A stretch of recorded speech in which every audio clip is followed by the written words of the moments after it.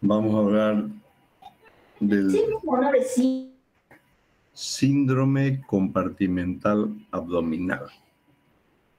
Como hemos hablado del síndrome compartimental en miembros inferiores, también el síndrome compartimental se da en el abdomen, porque no se olviden que es un espacio también cerrado.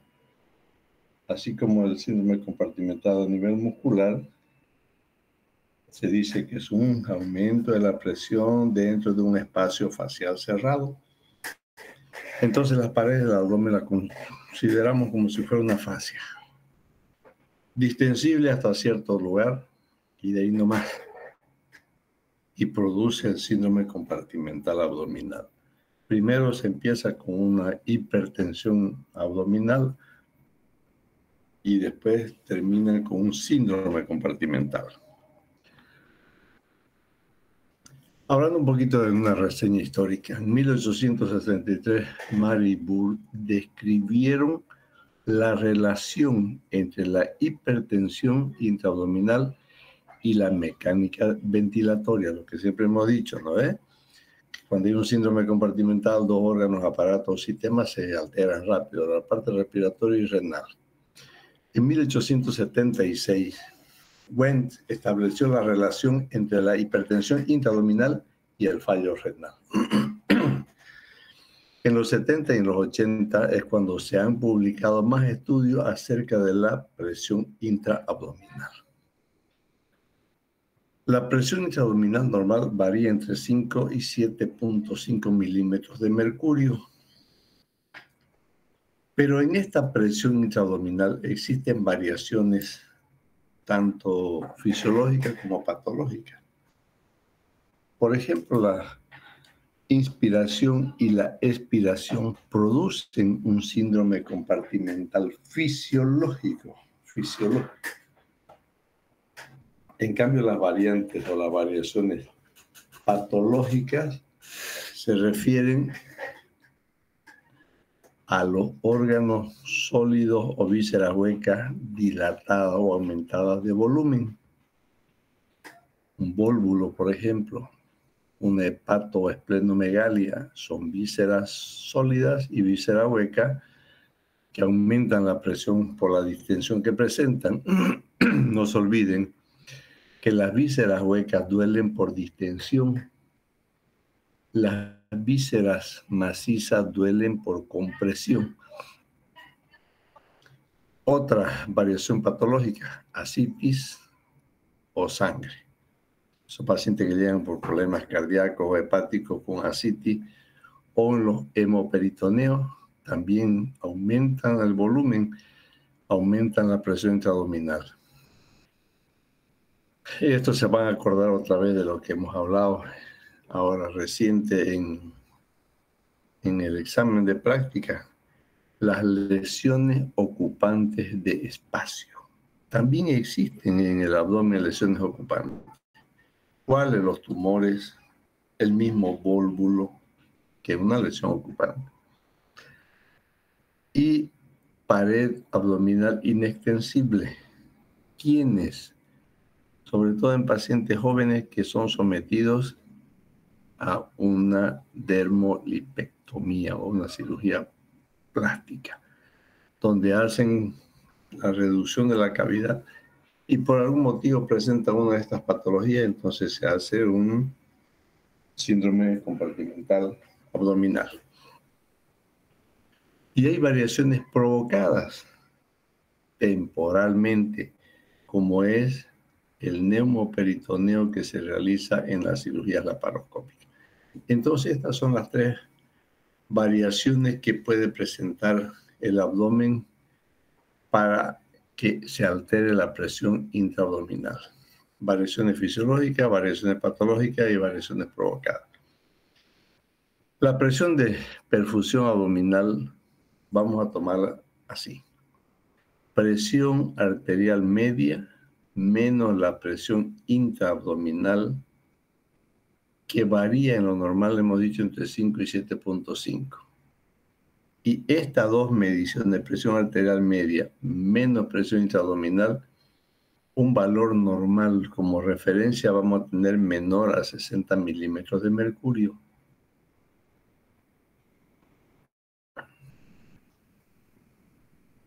Para que nosotros hablemos de presión intraabdominal y podamos hablar de medición en milímetros de mercurio o centímetros de agua, ven en la parte inferior de esta diapositiva.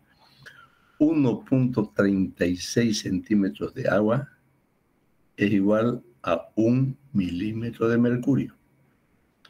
1.36 centímetros de agua es igual a 1 milímetro de mercurio. Para la monitorización de esta pía existe la técnica de Cron. Así como cuando ustedes han hecho o han visto o les han explicado cómo se mide la presión venosa central, la presión intraabdominal nosotros la medimos con una sonda Foley.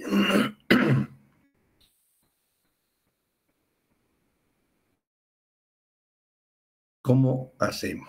Vaciamos completamente la vejiga. Dice vaciado del volumen residual. ¿Cómo vaciamos? Apretamos el hipogastrio, la zona de la vejiga, para que a través de esa sonda colocada salga toda la orina que tenga. Entonces, que no quede nada de orina o lo aspiran.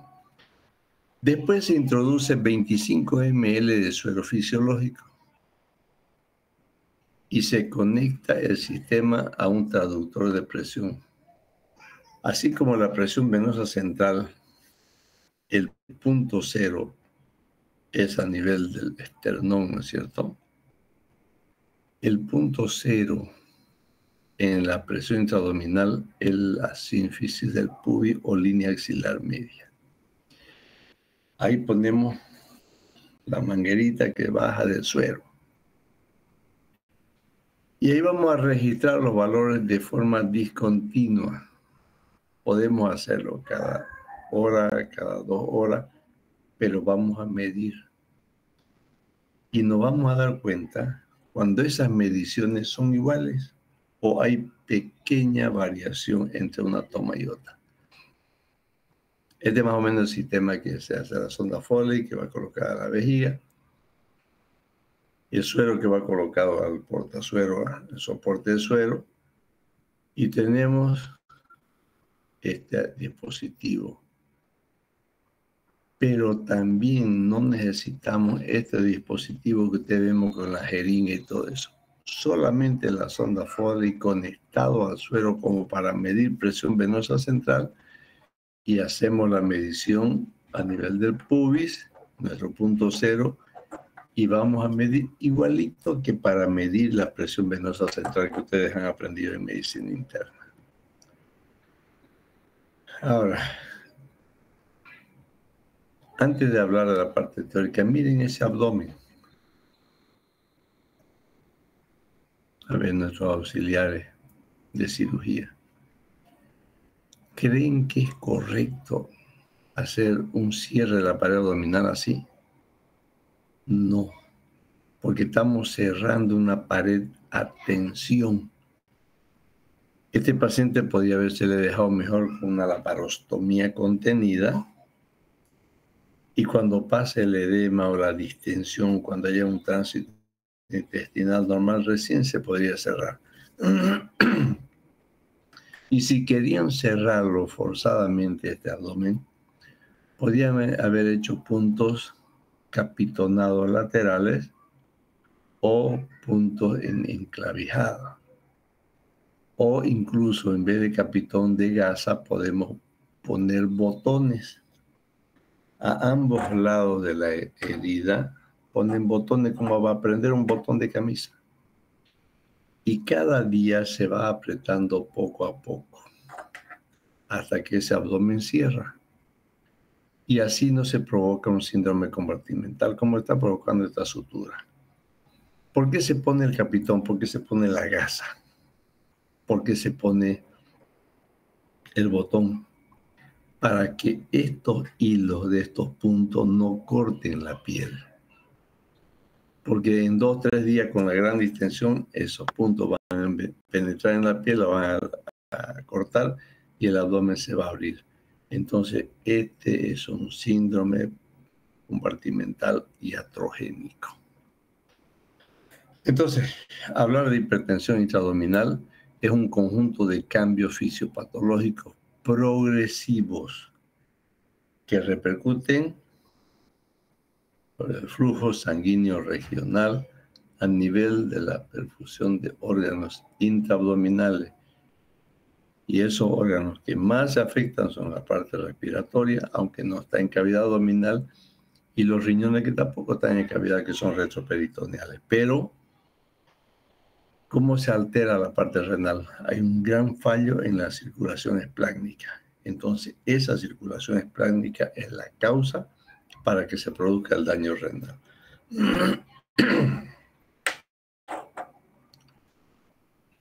Causas de hipertensión intraabdominal. Presencia de líquido, sangre o exudado o trasudado o orina, lo que sea, dentro de la cavidad. Hemos dicho que al comienzo empieza con hipertensión, después termina con síndrome compartimental. Por eso tenemos las mismas causas. Distensión de órganos, lesiones o cuerpos ocupantes de espacio, pérdida de la elasticidad del continente abdominal o abdomen, pared abdominal inextensible que hemos dicho, y acumulación de gas libre dentro de la cavidad. ¿Cuándo? Cuando hay una perforación de víscera hueca. Y ustedes radiológicamente buscan el famoso signo de Pope. Significa que hay aire dentro de la cavidad peritoneal. Y eso va a producir una hipertensión intraabdominal. Una hipertensión intraabdominal mayor de 12 milímetros en 3 medidas, lo que le habíamos hablado, que hay que hacer 3 medidas discontinuas entre 4 y 6 horas. Y ahí vamos a decir si está con un síndrome compartimental o está con una hipertensión intraabdominal. Miren, cuando la presión intraabdominal está entre 2 y 15 milímetros de mercurio o centímetros de agua según 1.36 que hemos dicho, estamos en un grado 1 de hipertensión. Si la presión intraabdominal está entre 16 y 20, estamos en grado 2. Hasta ahí lo consideramos hipertensión intraabdominal. Grado 3, cuando la presión intraabdominal está entre 21 y 25, ya hablamos de un síndrome compartimental. O sea, grado 1 y grado 2, hipertensión hasta 20 centímetros de agua o milímetros de mercurio, según la fórmula. Grado 3 y grado 4, síndrome compartimental abdominal. ¿Y qué significa eso? Emergencia quirúrgica. El síndrome compartimental es la presencia de presión, como hemos dicho, 20 milímetros de mercurio o más, asociado o no a una presión de perfusión intraabdominal menor a 50 milímetros. Lo importante de todo esto, que nosotros midamos en 3 marcas o 3 mediciones. Si esa medición en las 3 medidas está en 20, por ejemplo, ese paciente es de observación estricta, porque en cualquier momento esa presión intraabdominal de 20 va a pasar a 21 o 22 o más. Entonces estos pacientes hay que hacerle mediciones cada hora, cada 2 horas, cada 3 horas, cada 4 horas, dependiendo del estado general del paciente. Síndrome compartimental abdominal primario. La condición asociada a daño o enfermedad de la región abdominal pélvica que frecuentemente requiere intervención temprana quirúrgica o una condición que se desarrolla después de la cirugía abdominal. Miren, requiere, hemos dicho, pasado los 20 milímetros de mercurio, es indicación quirúrgica, ¿verdad? Entonces no esperamos medirle 3 veces, 20 o más quirúrgico. Y la otra, una condición que se desarrolla después de la cirugía abdominal. ¿Cuál? Ese bendito cierre compresivo de la pared abdominal. Entonces, esos son síndromes compartimentales primarios. Unos que se presentan al azar por cualquier patología y otros provocados por el cirujano, que son los iatrogénicos. El síndrome compartimental abdominal secundario generalmente no se originan dentro del abdomen. ¿Quiénes? Pacientes sépticos. Una estafilococia, una gangrena de Fournier que comprometa parte de la pared abdominal. Esos son infecciones, eso es sepsis. Y otro, las quemaduras, porque hacen secuestros de líquido. Y ese secuestro de líquido, dependiendo de la profundidad de la quemadura, puede quemar músculos incluso. Y hace, si así se quemadura circunferenciales con el espesor de la piel total quemada, va a convertir a esa piel en una coraza, en un cartón, y va a hacer que ese paciente quemado tenga un abdomen duro, inextensible, y hacen el síndrome compartimental secundario. El terciario se desarrolla luego de una cirugía profiláctica o terapéutica, de cerrar la pared abdominal bajo tensión. Siempre hay un adagio que dice, es mejor curar en 2 tiempos que matar en 1. ¿Qué significa eso? Que si usted ve que el abdomen o los intestinos, las vísceras están distendidas, no se haga el héroe cerrando ese abdomen. Déjelo con la parostomía contenida. Si lo cierra forzosamente, se le va a morir su paciente con un síndrome compartimental por alteraciones respiratorias o renal. Entonces déjelo con la parostomía contenida y después lo cierra. Por eso se desarrolla luego de una cirugía profiláctica o terapéutica, pero va siempre después de una cirugía. En cuanto a la fisiopatología, la presión intraabdominal está determinada primariamente por el volumen visceral y la carga de fluido intracompartimental. ¿En quiénes se produce esta carga de fluido? En pacientes hipovolémicos hemorrágicos, donde han perdido plasma. Y esos pacientes que hacen lo que dicen los clínicos, forman un tercer espacio. El líquido que usted le administra, ¿dónde va? Al epiplón, al meso, a la pared del intestino, y hacen el famoso tercer espacio, donde secuestran líquido.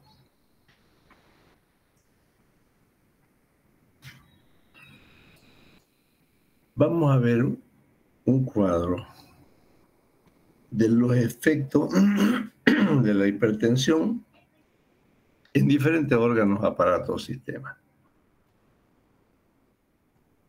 A nivel nervioso central hay un aumento de la PIC, pero hay una disminución de la presión de perfusión cerebral. Aumenta la presión y disminuye la perfusión. A nivel cardíaco hay una disminución del gasto cardíaco, hay una disminución del retorno venoso, pero hay un aumento de la resistencia vascular sistémica. Entonces todo se altera. La parte pulmonar o respiratoria aumenta la presión intratorácica, aumenta la presión intrapulmonar, disminuye la PA2 y aumenta la PaC2. Entonces aquí este paciente, ¿qué va a presentar? Acidosis respiratoria y hasta alcalosis respiratoria, dependiendo de la cantidad de volumen que hubiera perdido. A nivel hepático, disminución del flujo sanguíneo portal. Gastrointestinal, una disminución del flujo sanguíneo de la mucosa y una disminución del pH. Al disminuir el flujo sanguíneo de la mucosa del tubo digestivo, ¿qué va a pasar? Se va a llenar de líquido la pared, va a haber un edema de la pared intestinal. A nivel renal hay una disminución del volumen urinario y una tasa de filtración glomerular también disminuida. Por eso que los pacientes están oligoanúricos o anúricos. En la parte cardiovascular hay una disminución del gasto cardíaco, una disminución del volumen latido. A consecuencia de esto, de la disminución del gasto cardíaco, ¿qué va a pasar? Una compresión mecánica de los vasos esplánicos. Ya empieza a aparecer la alteración esplánica que va a repercutir en la función renal. Aumento de resistencia vascular sistémica en la poscarga. Va a haber una presión directa del sistema nervioso. ¿Qué más? Va a haber una disminución del retorno venoso y una disminución del flujo de la vena cava inferior. Va a haber una elevación del diafragma, que es el causante para que haya los problemas respiratorios, porque va a disminuir el campo pulmonar. Aumento de la presión intratorácica, porque el espacio se ha reducido y ese espacio está aumentada la presión intratorácica. Aumenta mayor aumento del compromiso respiratorio. Un aumento de la resistencia vascular sistémica y una disminución de la complacencia ventricular por compresión directa al corazón. Todas estas alteraciones se producen en un síndrome compartimental abdominal. Ahí vamos a entender con este cuadro, vamos a entender la fisiopatología de la alteración renal y la fisiopatología de la alteración respiratoria.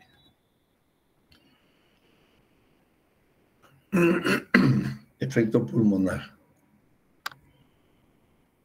Miren cómo ese pulmón empieza a llenarse de líquido porque se reduce todo el campo. Hay una filtración glomerular, pulmonar, hay un engrosamiento de los ilios y el campo pulmonar se reduce a un mínimo como si estuviéramos frente a un hemotórax masivo. Hay una compresión del parénquima pulmonar. Hay una alteración, un desequilibrio sobre el volumen y la fuerza que ejercen los vasos a ese nivel y se producen las atelectasias. Hay un aumento de la PaCO2 y hay una disminución del flujo pulmonar y el volumen corriente. Con esa cantidad de pulmón, imposible que tengamos volumen corriente normal. Hay una disminución de la elasticidad pulmonar porque está comprimido y ahí viene todo lo que va a provocarse con esta acidosis y con la alcalosis respiratoria. En la parte renal hay una compresión mecánica de los uréteres, disminución del volumen urinario. En la primera manifestación, la oliguria. Disminución del gasto cardíaco, disminución de la filtración glomerular y por tanto esa disminución del flujo nos va a llevar a un flujo urinario también bajo, oliguria y anuria después. La hipoperfusión renal y estos pacientes terminan haciendo una insuficiencia renal propiamente, porque a pesar de los líquidos que usted le da, ha hecho una insuficiencia por todo este daño que se presenta. Hay una compresión directa de vasos renales a nivel de la corteza y del parénquima renal. Hay anuria. Si no se corrige con volumen, hay un aumento de la resistencia vascular y por tanto una disfunción tubular. Ahí empieza ya mencionado por dicha. Aumento de la presión intratubular, y eso nos va a dar lugar a una fuga de sangre a la corteza, que es la que va a producir el taponamiento de los túbulos. Cuando la presión está entre 10 y 15 milímetros de mercurio, hablamos ya de oliguria. Si esa presión aumenta de 25 a 30 milímetros, ya el paciente va a estar anúrico. En de 10 y 15 empieza la alteración de la circulación esplánica. Una disminución del gasto cardíaco y también va a haber una hipoperfusión esplánica, la parte circulatoria intraabdominal.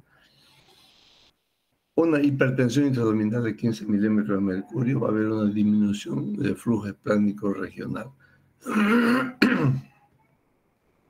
Una hipoxia tisular, aumento de la presión hidrostática intravascular, y esto nos va a terminar haciendo una obstrucción de los vasos linfáticos mesentéricos,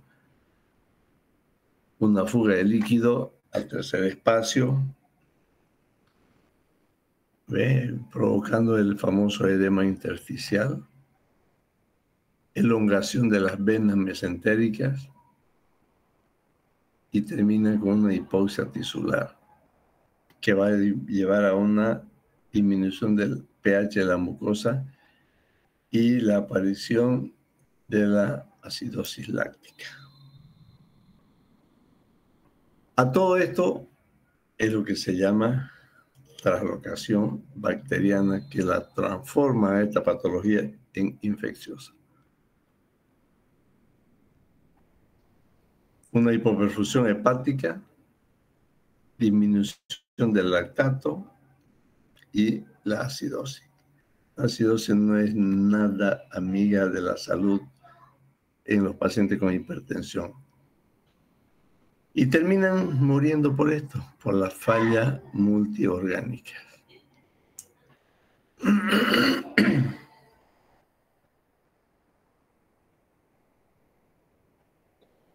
Todo eso se cumple.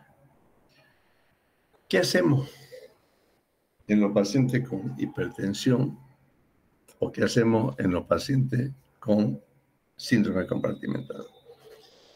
Grado 1, menor a 15 milímetros en la presión intraabdominal. ¿Qué vamos a hacer? Nada, poner una vía para mantener un suerito, porque el volumen intravascular es normal.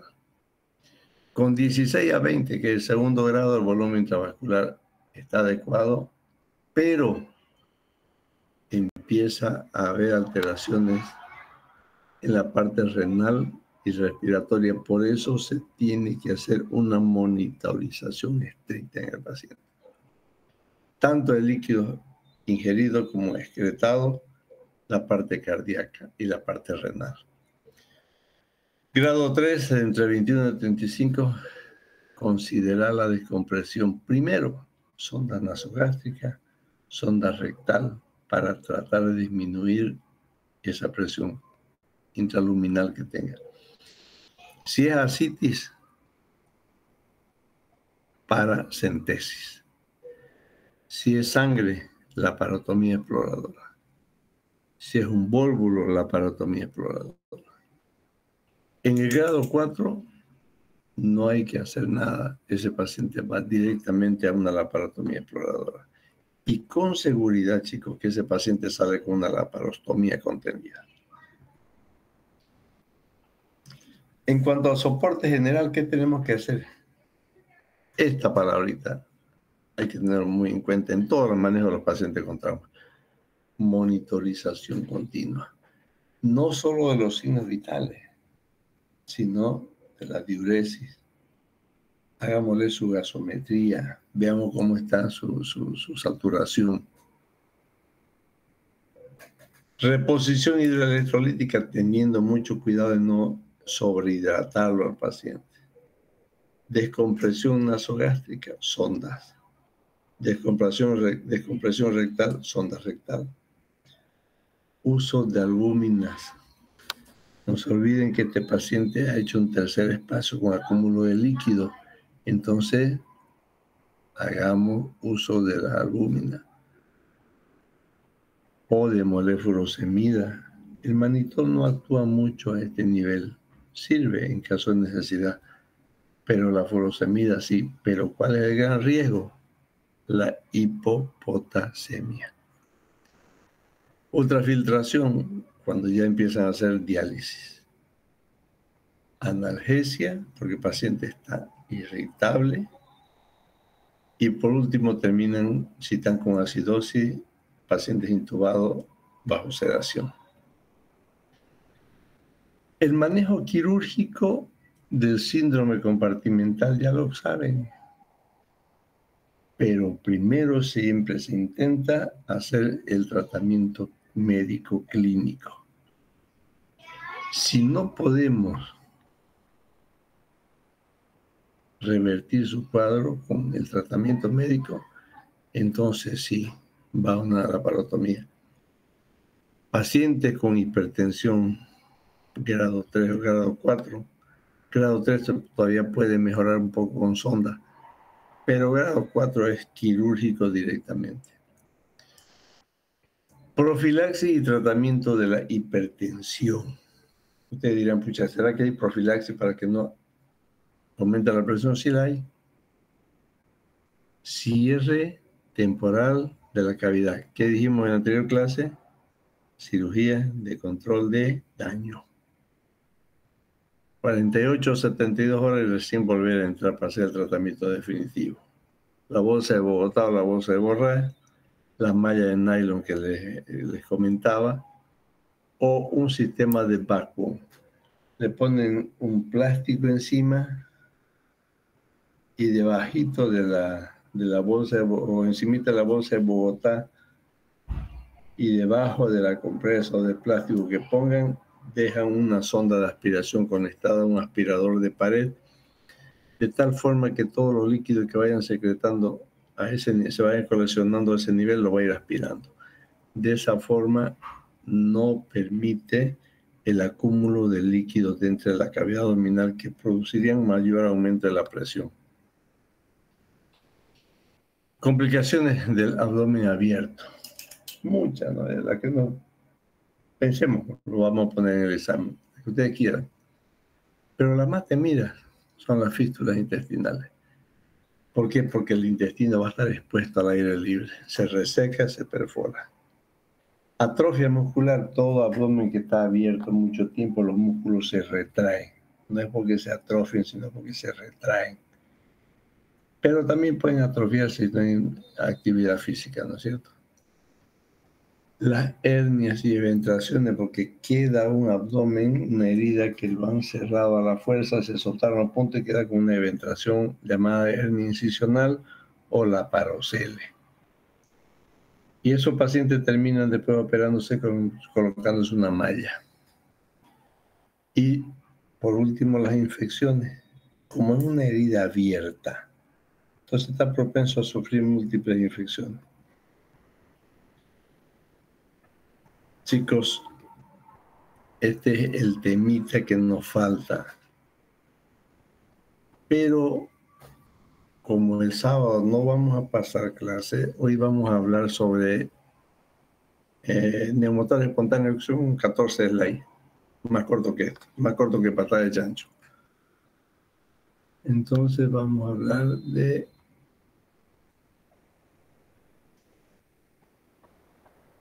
neumotor espontáneo. ¿Qué significa espontáneo? Que se producen al azar, sin que nada lo provoque, ¿no ves? Eso es.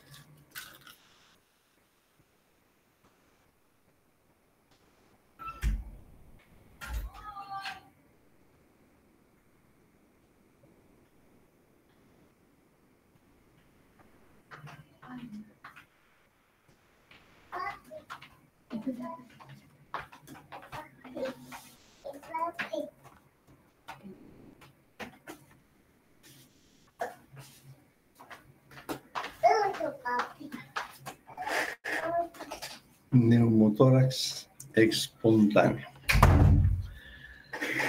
¿Qué significa neumotórax? Ya hemos visto en la parte práctica, hemos visto mucho esto, la presencia de aire en la cavidad pleural en volumen y presión variable.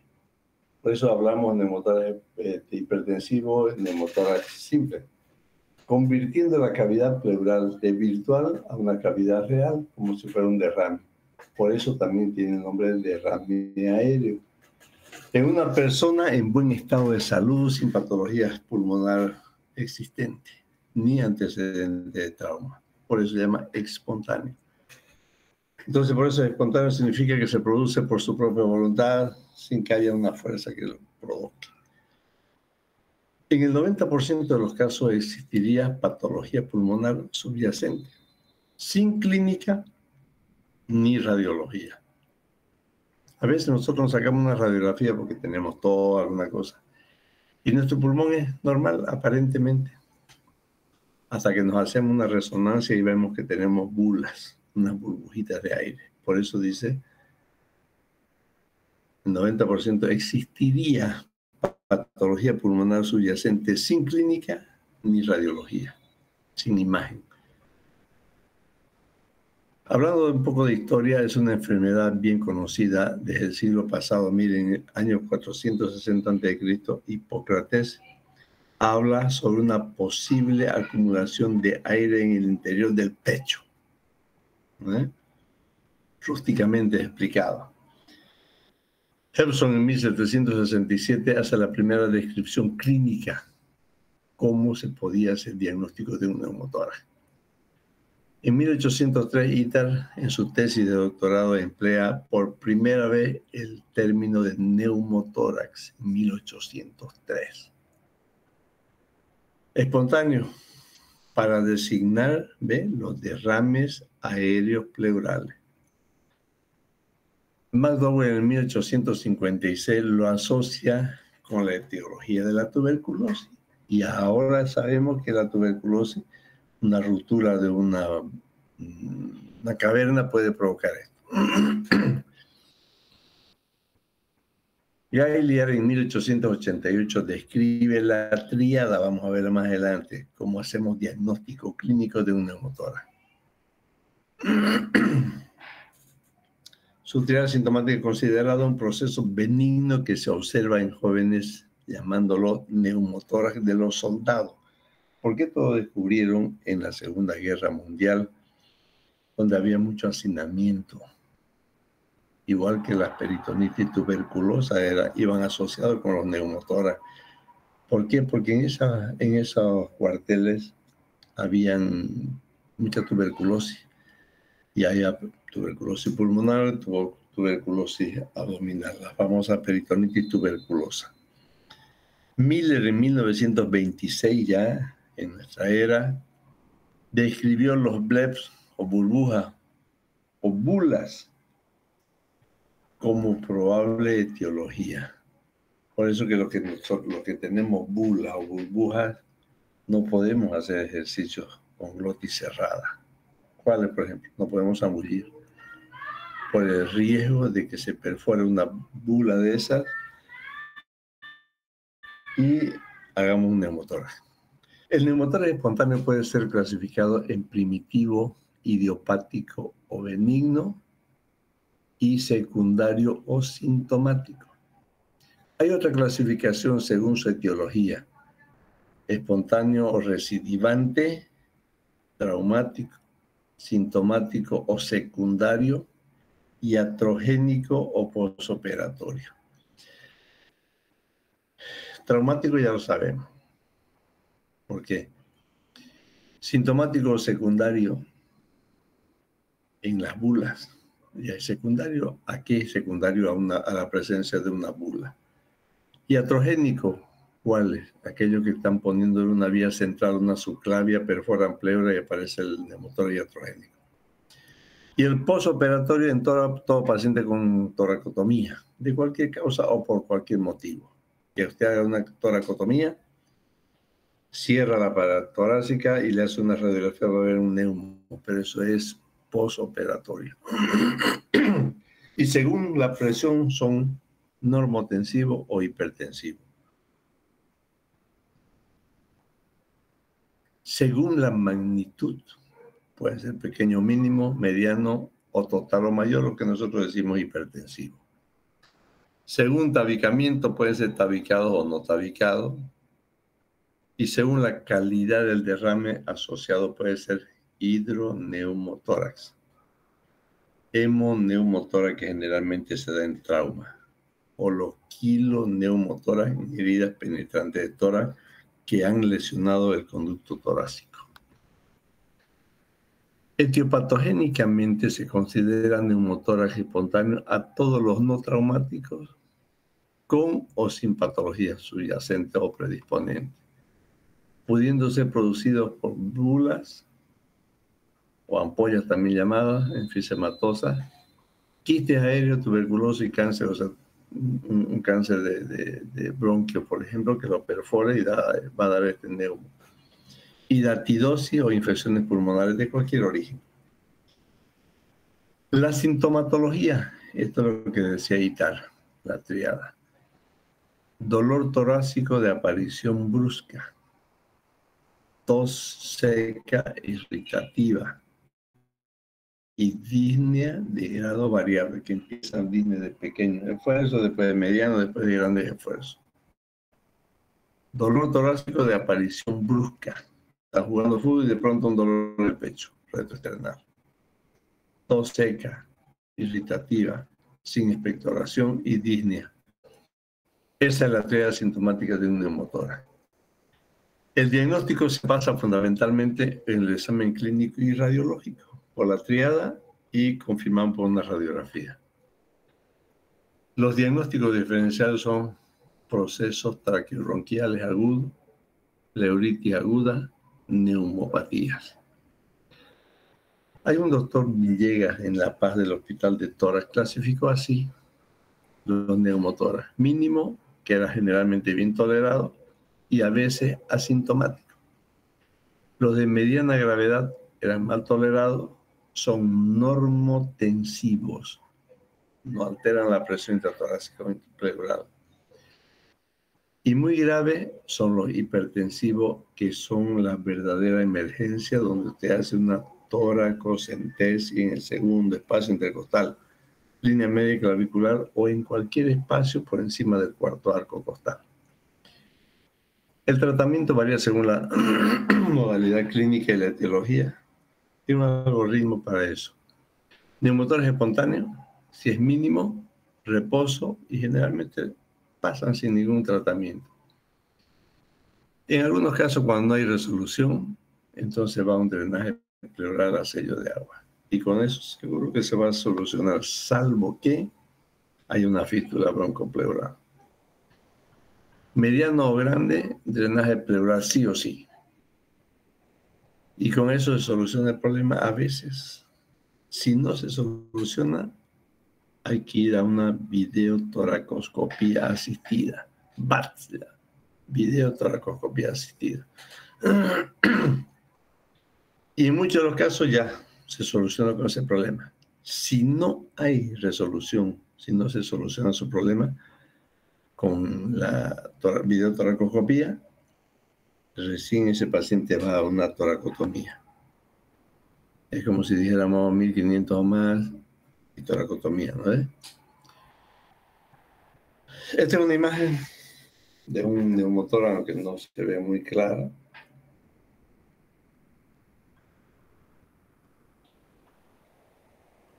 Neumotórax hipertensivo izquierdo, donde se lo ve que el otro pulmón está más chico, el mediastino está desplazado por la presión, ¿no es cierto? No se ve la imagen bien. Y ya en este caso ya está el tubo, ven en la orilla del margen de la radiografía, donde está mi flechita, ya está el tubo colocado, donde el mediastino ya volvió a su lugar, ¿no? Entonces el tratamiento es directo drenaje. Estos son los tres gráficos de neumotórax: pequeño, mediano y grande.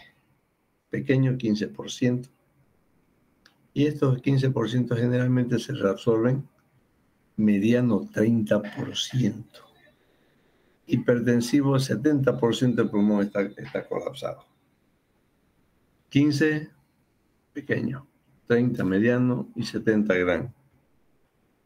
Esquemáticamente, ahí está en el lado izquierdo un neumotórax hipertensivo que ha hecho que el pulmón esté completamente colapsado del lado izquierdo. Este es otro caso de un neumotórax, pero ¿qué más vemos aquí? No hay trama broncovascular, ¿no ves? La flechita que yo estoy moviendo. Pero ¿qué más hay? Hay un borramiento del seno costo diafragmático izquierdo. Entonces estamos frente a un hidroneumotórax. Si existe antecedente de trauma, estaríamos frente a un hemoneumotórax. Por eso las combinaciones que hemos dicho. Neumotórax mínimo 15 a 20%.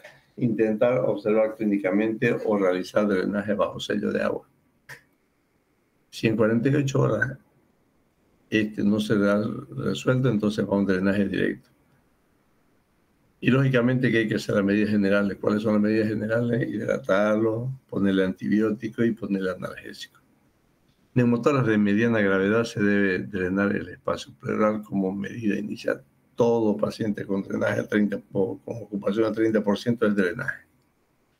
Quinto paso, intercortar línea media clavicular o axilar o línea axilar media o posterior. Neumotórax grave o hipertensivo. Este paciente va a una toracocentesis como primera línea de tratamiento. Y si van a derivarlo, le ponen una válvula de Heimlich. ¿Qué es una válvula de Heimlich? Hemos dicho, un dedo de guante, un preservativo, le cortan la punta y lo amarran a la bránula que han hecho la toracocentesis. Y esa es la famosa válvula de Heimlich. Deja salir, pero no deja entrar aire. En cuanto a los neumotórax complicados con o sin derrame o fístula bronquial, se deben practicar siempre procedimientos especiales en un sistema de irrigación, o sea, como si estuviera haciendo un lavado. Y con eso, suero fisiológico y antibióticos. Generalmente la gentamicina o la micacina son excelentes a este nivel. Sobre todo en los enzimas pleurales, ¿no? En los neumotórax mínimos, realizar siempre drenaje, siempre y cuando, vuelvo a repetir, siempre y cuando en 48 horas no se hubiera resuelto el neumotórax mínimo o hubiera aumentado. El drenaje del espacio pleural se lo indica tempranamente, o sea, inmediatamente después de diagnosticado el cuadro clínico. Usted dirá, le voy a poner en el segundo espacio, en el tercero, en el cuarto, en el quinto, o le voy a poner en el séptimo espacio porque es un piotórax ya. Entonces, usted lo ha visto al paciente, hace su diagnóstico inmediatamente, dice, pido tubo de tórax y ya saben qué espacio le va a colocar. Su demora en la evacuación predispone a la infección y a la dificultad de la expansión pulmonar. ¿Cuándo? ¿En qué casos? Cuando hacen la famosa paquipleura. La calidad de tubos de drenaje, dependiendo también que van a drenar. Si van a drenar un neumotórax simple, puede ser una válvula de Heimlich. Si es un neumotórax hipertensivo, también con la válvula de Heimlich. Pero pueden utilizar una sonda Foley. Hacen una pequeña incisión más grande, perforan pleura y pasan la sonda a la cavidad pleural. Y lo drenan hacia el exterior, fijándolo con puntos sobre la piel. Tienen que ser tubos no colapsables, o sea, que sean rígidos. Que no se vayan a cerrar mientras el paciente está respirando, ¿no? Hay diferentes diámetros de tubos, número 34, 37, 30, dependiendo que van a drenar, líquido o aire. Una vez colocado el tubo de drenaje, se conecta al sistema de sello de agua y ahí usted va a ver si burbujea o no burbujea. Si la columna de aire en la manguera oscila o no oscila. Si apenas le puso el tubo y no oscila, significa que usted le colocó mal, porque hizo una falsa vía y se colocó fuera del espacio pleural. Entonces tendrá que revisar otra vez, revisar ese drenaje y colocarlo como tiene que ser. En estos pacientes la fisioterapia es importantísima para que logren la expansión pulmonar completa. El control se realiza diariamente, tanto clínicamente, radiológicamente y el control de enfermería. Clínicamente, ¿cómo? Oculten. Si cuando entró el paciente había el murmullo vesicular disminuido o abolido, ¿y cómo está ahora? Clínico. Percutan si hay personalidad o no. Radiológico. Y dale una radiografía y va a ver el tamaño del neumotórax, cómo estaba y cómo está ahora. Entonces va haciéndole un seguimiento. Generalmente los tubos usted los deja entre 4 días. Pero para eso tiene que ver 3 cositas. La expansión clínica, la expansión radiológica y el control de enfermería que generalmente lo hacen los internos. ¿Cuál? ¿Cuánto de líquido salió? Si es líquido. ¿Cuánto de oscilación tiene esa columna? Si apenas se mueve, significa que no hay nada que saque. Si el tubo de tórax se saliera, les decía yo el otro día que nunca hay que colocar por el mismo lugar. Tampoco coloque en el mismo tubo. Cambie de tubo porque se salió y esa herida donde estaba ya está infectada, entonces colóquelo más arriba, más abajo, más adelante, más atrás, pero nunca por el mismo orificio.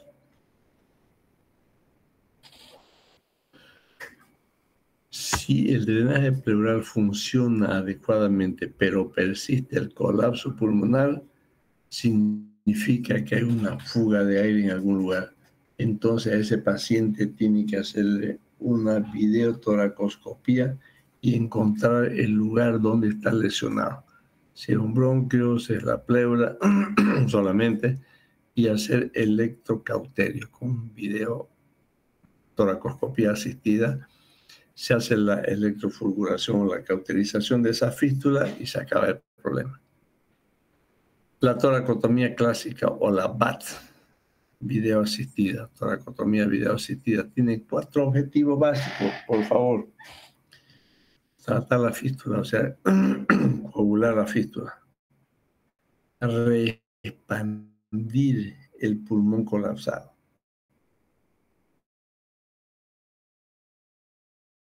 Sin fístula.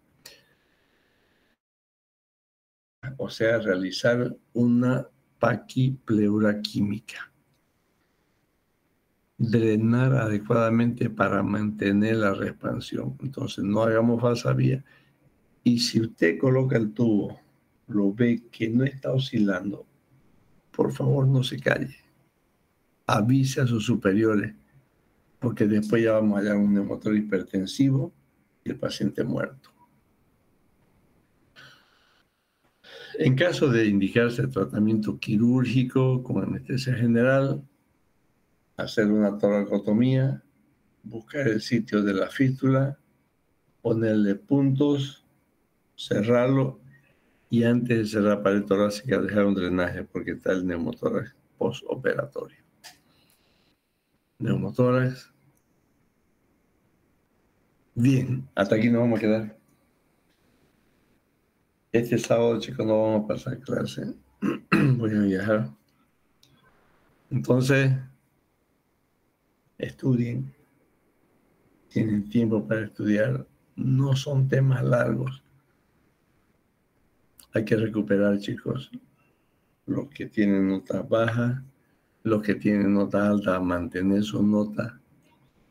Los que le fue mal en práctica, por favor, el segundo examen tiene que ser para recuperar todo. Y seamos conscientes que lo hicimos mal. Lo hicimos mal, no estudiamos, nos confiamos demasiado, pensando que ya lo que escucharon la atención, bueno, podía ser. Y otra cosa, asistan a clase. Ustedes saben que 3 faltas o más es automáticamente reprobación de la materia. Vayan a práctica. Todos tenemos un montón de problemas. Unos mayores, otros menores, pero tenemos problemas. Y el que no tiene problema, ese es su mayor problema. Porque siempre tenemos que tener algún problema. Si no tenemos un problema, ese es nuestro mayor problema, no tener problema. Entonces, superemos nuestros problemas y vamos a clase. Te prometo que las clases son buenas. Pregúntenle a los que asisten. Chicos, buenas noches. Mil disculpas por este sermoncito, pero yo creo que vale la pena recordarles que ustedes están estudiando medicina. Medicina no se lee, se estudia. Entonces, por favor, estudien. Quiero ver buenas notas del segundo parcial. Muchas gracias, chicos. Buenas noches. Hasta luego, doctor. Muchas gracias, doctor. Hasta luego. Gracias, doctor. Hasta luego. Hasta luego. Hasta luego.